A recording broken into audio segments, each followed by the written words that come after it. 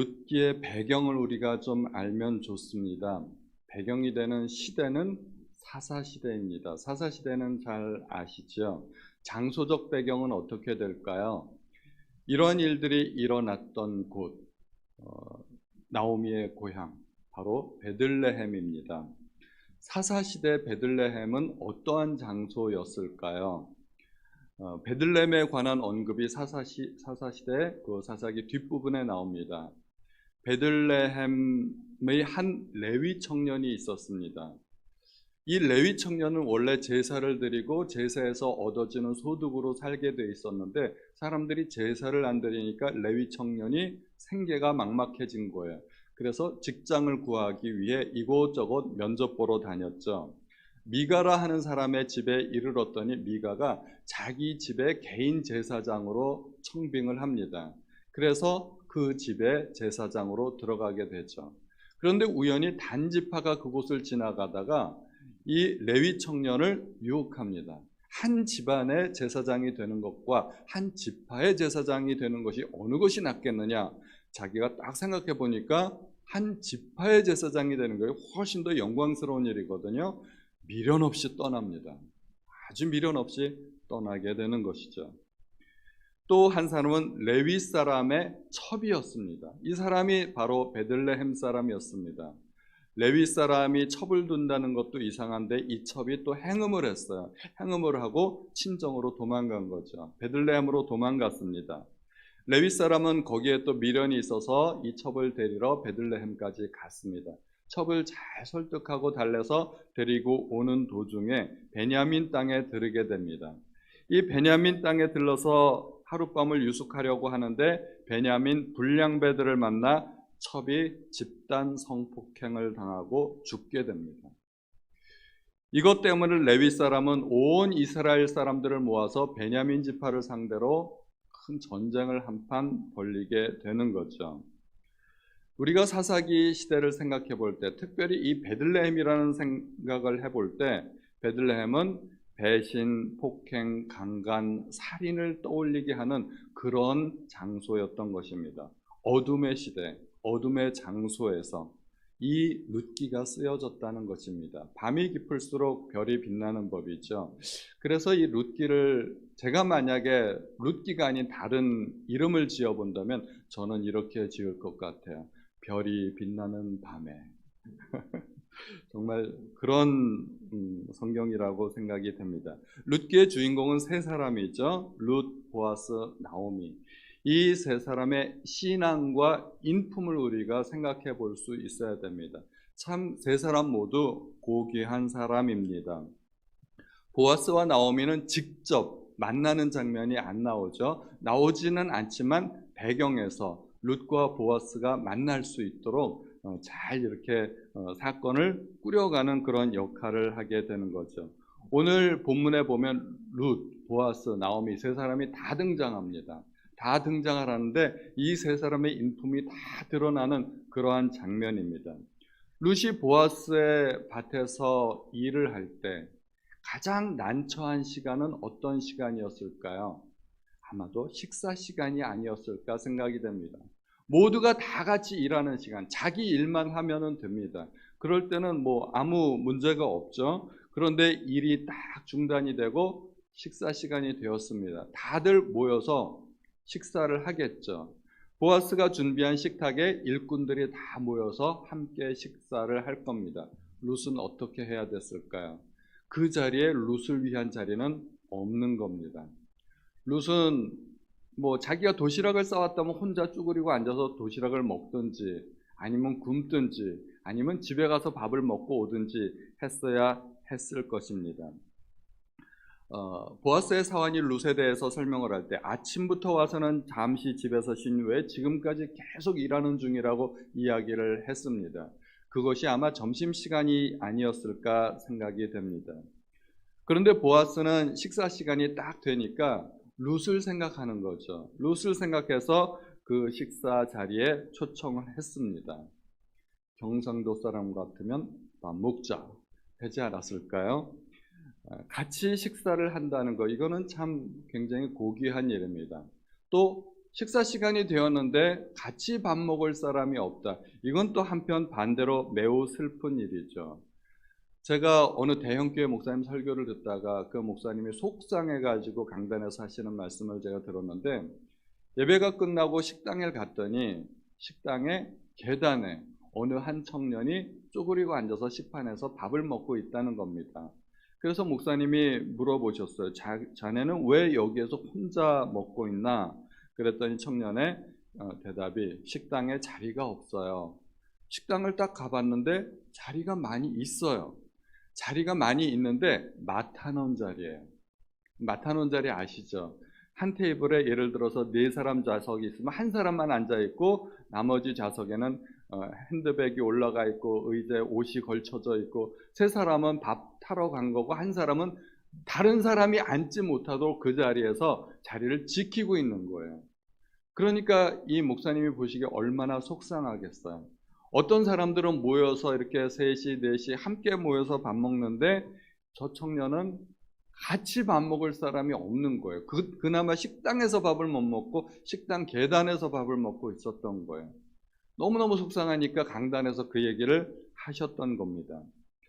함께 밥 먹을 사람이 있다는 것도 소중한 일이고, 우리는 또 함께 밥 먹을 수 있는 그런 사람이 되었으면 좋겠다는 생각이 듭니다. 보아스는 그런 것까지 배려할 수 있는 사람이었던 것이죠. 우리도 밥 먹을 때, 이제 지난주부터 같이 식사가 시작되지 않았습니까? 내 밥 챙기기 전에 혹시 같이 밥 먹을 사람이 없는 사람이 있는지 한 번쯤 주변을 둘러보고, 혼자 밥 먹고 있는 사람이 있다면 그 곁에 가서 같이 말동무가 되어주고 식사동무가 되어줄 수 있다면 그 교회는 정말 좋은 교회라고 생각이 됩니다. 그런데 유대인과 이방인이 함께 식사하는 일이 가능했을까요? 그것은 법적으로 금지된 일이었습니다. 함께, 유대인과 이방인들은 함께 식사조차도 하면 안 되었던 것이죠. 베드로도 이방 사람들과 함께 식사를 하다가 외식의 함정에 빠진 적이 있죠. 바울이 오니까 슬그머니 자리를 빼고 도망갔습니다. 그만큼 유대인과 이방인의 장벽은 어마어마하게 높았던 것입니다. 보아스는 유대인과 이방인 사이에 그 높은 벽을 허물고 있는 것입니다. 예수님이 생각이 나요. 예수님도 율법을 허물었죠. 안식일에 병자를 고치셨습니다. 더 중요한 일이 있다면 율법은 중요하지 않다. 율법은 중요하지 않은 것이 아니라 율법의 진짜 정신을 알고 계셨던 분이 예수님이시죠. 보아스도 그런 것 같아요. 보아스는 편견과 인습에 얽매이지 않았습니다. 옳은 일을 위해서라면 남들의 눈치, 이거 중요하지 않다고 생각한 겁니다. 얼마든지 내 식탁에는 이방인도 와도 좋다고 생각한 것입니다. 얼마나 정의롭고 또 마음이 넓은 사람인가요? 그런데 보아스가 그렇게까지 생각할 수 있었던 것은 아마도 보아스가 자기 어머니를 생각했기 때문이 아닐까 생각이 됩니다. 룻기에는 보아스의 어머니가 안 나오죠. 그런데 다른 성경 보아스의 족보를 살펴보면 보아스의 어머니가 라합으로 나옵니다. 라합, 아버지는 살몬. 이 라합은 여리고성의 기생이었죠. 이방인이었는데다가 기생 출신이에요. 출신이 천하기 때문에 사람들로부터 어쩌면 따당했을지도 모릅니다. 보아스가 나이 많도록 결혼을 못했을 거라고 생각이 되는데, 아마도 그런 출신과 상관이 있지 않을까. 이방인의 아들이래, 뭐 이런 편견 때문에 보아스가 나이 많도록 결혼을 하지 못한 것이 아닐까. 저는 개인적으로 그렇게 생각이 됩니다. 또 아버지는 살몬인데 여리고성을 점령할 때 정탐꾼 2명 중에 한 사람이라는 이야기가 있죠. 그래서 룻이 라합이 정탐꾼 2명을 숨겨줄 때 벌써 뭔가가 있었던 것이죠. 눈빛 교환이 아마 있지 않았을까 이렇게 생각이 됩니다. 어쨌든 자기 어머니를 생각하니까, 어머니가 우리 어머니도 이방인이었는데, 그리고 룻을 보니까 마음이 애잔해지는 거죠. 어머니에 대한 동경과 사랑 때문에 이방인이었던 룻을 자기 식사 자리에 초청하는 것입니다. 어머니에 대한 사랑이 룻에 대한 사랑으로 이어지고 있는 것이죠. 효성스러운 보아스가 효성스러운 룻을 만난 것도 결코 우연한 일이 아니라고 생각이 됩니다. 하나님이 맺어주신 천생연분이죠. 10계명 중 5번째 계명이 부모 공경인데 효성스러운 보아스, 효성스러운 룻이 드디어 만나게 되는 장면입니다. 룻은 보아스의 은혜를 입게 됩니다.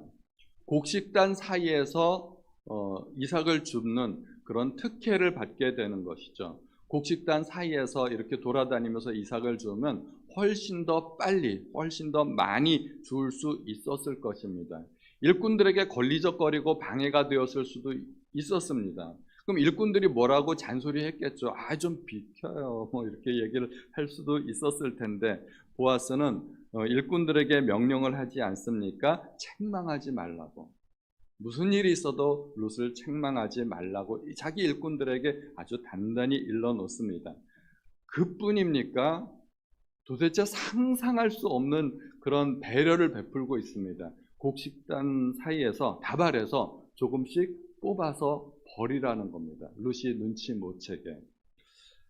룻에게 더 많은 곡식을 주고자 하는 배려죠. 일꾼들은 곡식을 떨어뜨리지 않으려고 애를 썼겠지만 보아스는 반대로 이삭을 떨어뜨리라고 말을 합니다. 베풀 줄 아는 사람이죠. 율법에 규정된 그 의무 이상을 실천하는 사람입니다. 내 밭에 와서 이삭을 줍는 것을 나는 허락했으니 내 할 일 다 했다라고 생각을 할 수도 있습니다.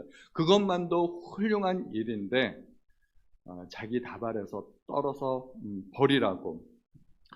만약에 보아스가 룻을 돕고자 했다면 훨씬 더 간단한 방법이 있지 않았습니까? 아예 그냥 한 다발 줘버리는 거예요. 이거 줄 테니까 집에 가서 어머니 봉양하고 그렇게 하고 먹고 살으라고 할 수도 있었는데 왜 그렇게 안 했을까요? 그렇게 하면 어떻게 되었을까요? 룻을 좀 심하게 이야기하면 거지 취급하는 거죠. 동정을 베푸는 겁니다. 그러면 룻이 속상하고 자존심 상하고 이런 일도 있을 수 있겠죠. 똑같은 곡식을 얻어도 남이 줘서 얻은 거하고 내가 일해서 얻은 거하고는 다르죠. 밭에 가서 비록 남의 밭에 가서 이삭 줍기를 하지만 그것은 자기 노동의 대가고 하나님께서 허락하신 일이에요. 그러니까 이삭을 주어서 그 곡식이 내 것이 되었을 때는 노동의 기쁨이 있고 정당한 거고 누구에게도 사실은 미안할 필요가 없는 겁니다. 하나님께서 말씀하신 것이기 때문에.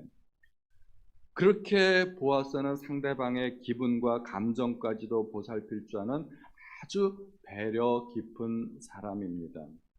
옳은 일을 하더라도 방법이 중요하죠. 그냥 한 다발 그냥 뚝 떼서 주워버렸으면 훨씬 더 간편하고 쉬운 일이 될 수도 있는데 그것도 훌륭한 일인데 상대방의 감정과 입장까지 생각해서 옳은 일을 한다는 것이 이것이 결코 쉬운 일이 아닌데 보아스는 그렇게까지 하고 있는 것입니다. 룻이 알던 모르던 보아스는 룻에게 은혜를 베풀었고 또 룻은 그러한 보아스에게 대단히 감사했을 것입니다. 보아스는 정말 자기가 해야 될 그 이상의 인애와 사랑을 베풀고 있습니다. 그런데 그것이 바로 하나님의 마음이었습니다. 우리가 룻기를 통해서 법에 대해서 잘 알아야 되는데 법을 알면 한 나라의 법을 알면 그 나라를 알 수가 있습니다. 우리나라가 어떤 나라인가요? 헌법을 보면 알지 않습니까? 대한민국은 민주공화국이라고 헌법 1조에 나와 있습니다. 하나님을 알려면 하나님께서 주신 법을 알면 되는 것이죠. 그래서 룻기를 통해서 우리가 법을 공부해 보고자 합니다. 보아스는 하나님의 마음을 잘 알았어요. 인애, 사랑, 긍휼, 베푸는 것. 그것이 하나님의 마음인 것이죠. 그렇게 보아스는 룻에게 베풀고 있고 자비를 주고 있고 또 룻은 보아스에게 감사하고 있고 이 두 사람 사이에 뭔가가 이루어지고 있는 장면이죠. 아직은 드러나진 않지만 그런 좋은 감정을 통해서 하나님께서 약간의 작업을 하고 계십니다. 약간의 작업, 약간 영어로 뭐죠? 썸. 하나님께서 썸을 만들고 계신 거예요. 아직 드러나진 않지만 그런 좋은 감정들이 꽃피고 있습니다. 룻은 어땠을까요? 밭에서 저녁까지 열심히 주었다고 합니다. 그렇게 주었으면 반나절이면 충분히 며칠치 식량은 주었을 텐데 저녁까지 해가 질 때까지 일꾼들이 다 돌아가는 그 시간까지 자기도 열심히 일을 했던 것이죠. 떨었을 때 한 에바쯤 나왔습니다. 22리터입니다. 22리터면은 두 여자가 한 일주일 정도까지 먹을 수 있는 양이라고 합니다. 굉장히 많은 양이었습니다. 어느 정도 하고 대충 하고 집에 가서 쉴 수도 있는데 끝까지 남아서 최선을 다한 모습을 보여줍니다. 룻은 매우 성실하고 부지런한 사람이었습니다. 집에 가서 시어머니에게 그 자기가 주운 것을 얼마나 보여주고 싶었을까요? 또 밥 먹고 남은 것, 볶음밥을 먹었겠죠. 볶음국식이라고 하는데 자기가 먹고 남은 것을 그냥 놔두지 않고 또 바리바리 싸들고 와서 어머니에게 드리고 싶어서 곡식도 싸우고 또 22리터쯤 되는 양이라면 양이 굉장히 많았기 때문에 머리에 이고 한 광줄이 이고 왔을 것입니다. 배불리 먹고 남을 만큼 룻은 풍족하게 그 자리에서 먹었습니다. 배불리 먹고 남았다는 이야기가 신약에도 나오는데 혹시 기억나시나요? 오병이어의 사건에서 그랬습니다. 사람들이 배불리 먹고 남았습니다. 12광주리가 남았죠. 그것은 그리스도께서 하신 일인데 보아스는 우리가 끝까지 쭉 읽다 보면 구세주의 모습을, 예수 그리스도의 모습을 우리에게 보여주고 있구나 하는 것을 우리가 알게 됩니다. 머리에 한 광줄이 이고 집에 돌아왔습니다. 자기가 이렇게 많이 주워왔다는 것이 룻은 얼마나 자랑스러웠을까요? 또 얼마나 기뻤을까요? 상당히 많은 양을 주었기 때문에 우리 어머니가 아마 굉장히 기뻐하실 거야, 좋아하실 거야 그러면서 흐뭇한 마음으로 집에 돌아왔습니다. 자기를 위해서 기쁜 것이 아니라 정말 효성스러운 마음으로 우리 어머니가 얼마나 기뻐하실까 하는 마음으로 왔을 것이죠. 와서 어머니에게 뭐라고 얘기했을까요? 어머니 이것 좀 보세요. 대박! 대박! 그러지 않았을까요? 원래 일꾼들은 곡식을 떨어뜨리지 않으려고 애쓰기 때문에 사실 남의 밭에서 이렇게 떨어진 거 주워봤자 그건 그렇게 약이 많지 않아요. 많을 수가 없어요. 떨어진 거 줍는 것 가지고는. 그런데 룻이 주운 것을 보고 또 점심때 남은 그 곡식 쌓은 것까지 보았을 때 나오미가 얼마나 깜짝 놀랐을까요? 그리고 또 고마워했을까요? 저렇게나 많이 상상보다 많은 양을 갖고 온 거죠. 그리고 도대체 어디서 일을 했기에 저렇게 많이 거둘 수 있었을까? 게다가 밥도 얻어먹고 그 밭의 주인에 대해서 나오미는 대단히 감사하고 고마운 생각을 가지게 됩니다. 나오미가 생각하기에 밭주인은 참으로 인심 좋고 복받을 만한 사람이었습니다.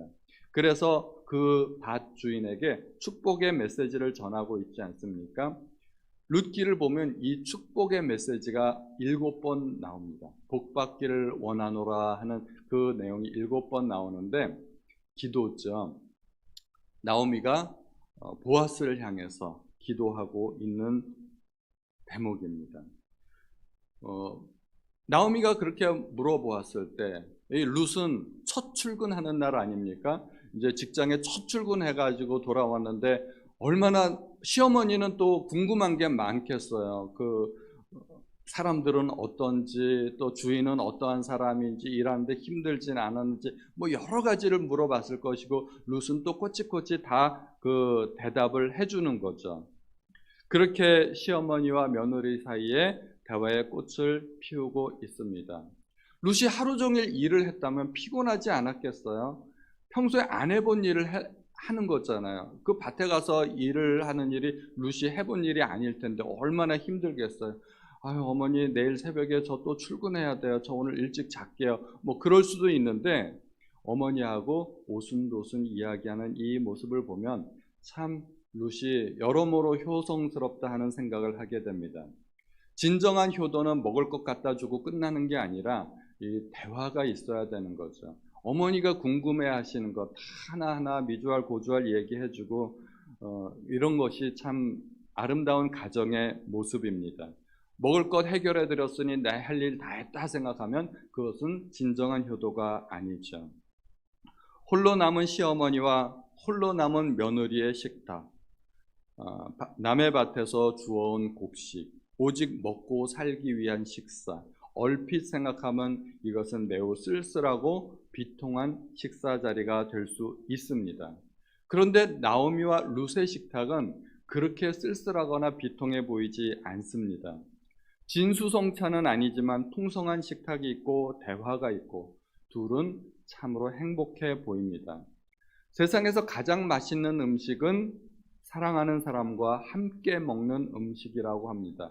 라면을 먹어도 김밥을 먹어도 사랑하는 사람과 함께 먹는다면 얼마나 맛이 있을까요? 이 식탁이 바로 그러한 식탁이라고 생각이 됩니다. 나오미는 그 사람에 대해서 이제 이야기를 합니다. 보아스가 살아있는 자와 죽은 자에게까지 은혜를 베푼다고. 보아스가 살아있는 나와 며느리에게 은혜를 베푸는 것이지만 그것은 죽은 남편과 아들에게까지 은혜를 베푸는 일이라고 그렇게 생각을 하는 것입니다. 그리고 나오미가 보아스라는 이야기를 들었을 때 얼마나 깜짝 놀랐을까 하는 또 생각도 해봅니다. 보아스라는 이야기를 들었을 때 귀가 번쩍 뜨였을 것입니다. 보아스라고라고라. 전라도 사람 같으면 그렇게 말을 했겠죠. 죽었다고 생각을 했는데 이제 살 소망이 생긴 것입니다. 떠오른 것이 무엇이었을까요? 보아스, 우리의 기업 물을 자. 기업 물을 자라는 것은 고엘이라는 말입니다. 히브리어로 고엘이라는 이야기인데 룻기에는 크게 세 가지 굉장히 중요한 법이 나옵니다.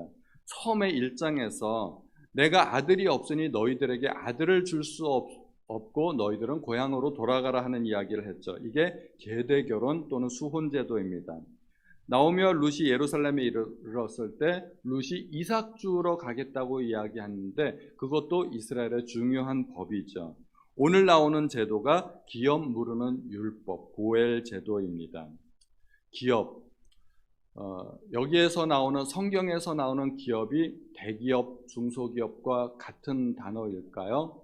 같은 단어가 아닙니다. 한자가 틀립니다. 그래서 한자를 여러분들에게 보여드리고자 하는데 혹시 준비되셨나요? 예, 위의 기업은 대기업, 중소기업 할 때 쓰는 기업이고요. 아래 기업은 터기자를 써가지고 의미가 전혀 다릅니다.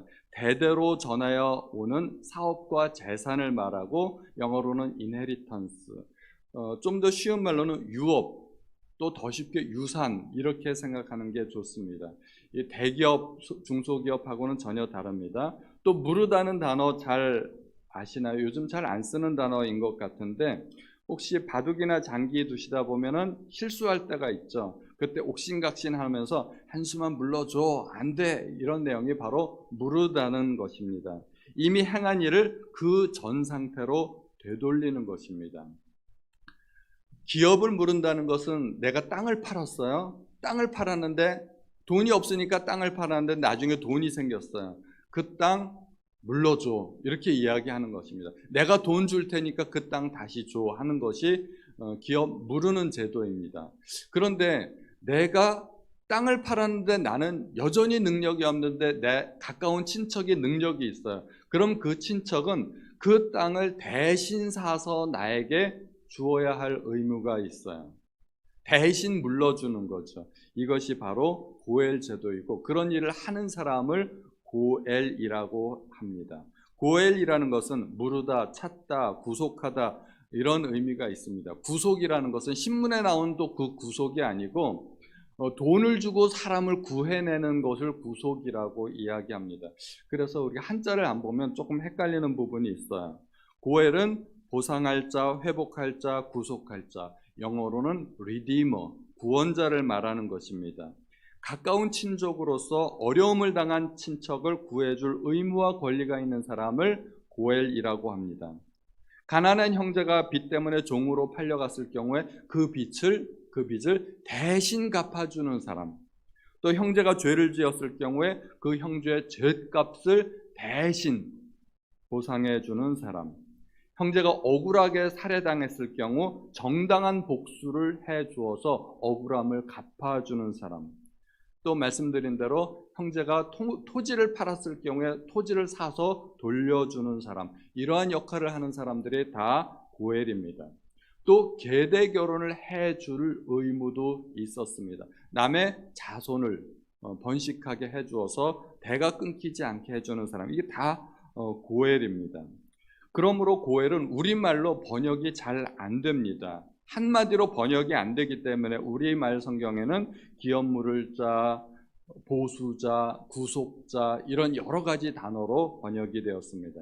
이사야서 43장 1절에 보면 유명한 말씀이 있죠. 내가 너를 구속하였고 내가 너를 지명하여 불렀나니 너는 내 것이라. 내가 너를 구속하였고 내가 너를 고엘했고 라는 말입니다. 고엘은 구속자, 구세주를 의미하며 결국은 최종적으로 그리스도를 의미합니다. 룻기에서 보아스는 기업 물을 짜고 그리스도를 예표하는 것입니다. 그러한 이야기를 쭉 나눈 다음에 이제 21절과 22절을 보면은 시어머니의 당부가 나오죠. 추수를 다 마치기까지 너는 내 소년들에게 가까이 있으라 하더이다. 이것은 룻의 이야기입니다. 보아스가 이렇게 이야기했다는 거예요. 너는 내 소년들에게 가까이 있으라. 남자 사환들하고 같이 있으라고 보아스가 이야기했다는 것이죠. 룻의 머릿속에는 어떻게 하든지 먹고 살 궁리만 하고 있습니다. 어떻게 하면 내가 일을 더 열심히 해서 우리 어머니를 먹여 살릴 수 있을까? 일에 관한 생각만 하고 있기 때문에 보아스가 그렇게 이야기를 했다는 것이에요. 남자 사환들하고 같이 있어라. 남자 사환들이 낫으로 추수를 하기 때문에. 그런데 나오미는 조금 다른 이야기를 하죠. 따라 너는 그의 소녀들과 함께 나가고 다른 밭에서 사람을 만나지 아니하는 것이 좋으니라. 다른 밭에 나가지 않는 것도 좋지만 그의 소녀들과 여자 사환들과 같이 있어라 하는 것입니다.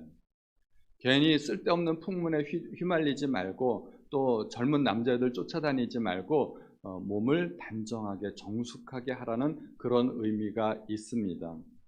그러면 보아스는 뭐라고 이야기를 했을까요? 2장 8절에 보면 한번 보시겠어요?